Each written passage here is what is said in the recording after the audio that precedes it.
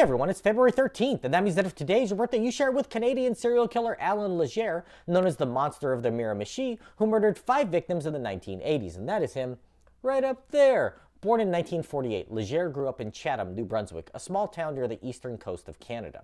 Raised in poverty by a single mother, his brother was hit by a truck and died at the age of 15, and his mom told him that the wrong child had been killed.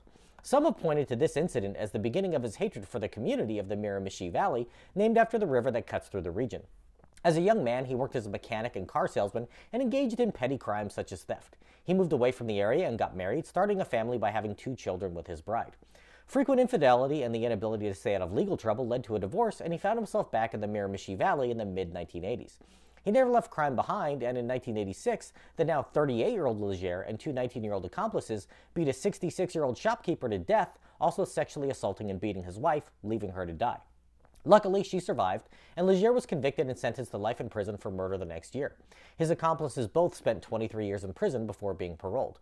During a visit to a hospital in 1989 for an ear infection, Legere managed to escape after a trip to the bathroom in leg shackles and a body chain, fashioning a lockpick from the antenna he broke off a radio he kept in his cell.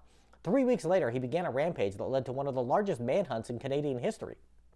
Legere went on a mass killing spree that involved raping and beating to death multiple women, including a pair of sisters, burning victims' houses down, and even beating an elderly priest to death in the rectory of the church where he presided.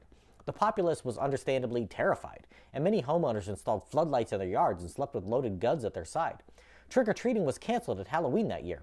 After 6 months on the run, the Royal Canadian Mounted Police recaptured Legere when he attempted to abduct a woman who had stopped on the side of the road to help him with his car. She managed to get away and went to the police, who were able to track him down. Legere was eventually convicted of kidnapping, assault, arson, and 4 additional murders. It was one of the first cases in which DNA evidence was used to tie a perpetrator to their acts. The judge in this trial said to the jury, "I don't usually comment on verdicts, but let me say this. Don't lose too much sleep over your verdict." He is one of only 90 prisoners held in Canada's maximum security special handling unit. Initially eligible for parole in 2012, he has been repeatedly denied his release, including as recently as 2021. To this day, Legere claims that he had an accomplice while on the run, and that he was innocent of at least 2 of the murders because that man killed the victims. In a recent parole hearing, Legere said that he doesn't understand why they can't forgive me, why they can't forget. Well, I understand, and I don't think they ever will. If this is your birthday, I hope you have a great day. Leave me a comment so I can wish you a happy birthday. If you know someone whose birthday it is today, send them this video so they can find out all about their birthday twin. And to Allan Legere, I say, happy birthday, you bastard.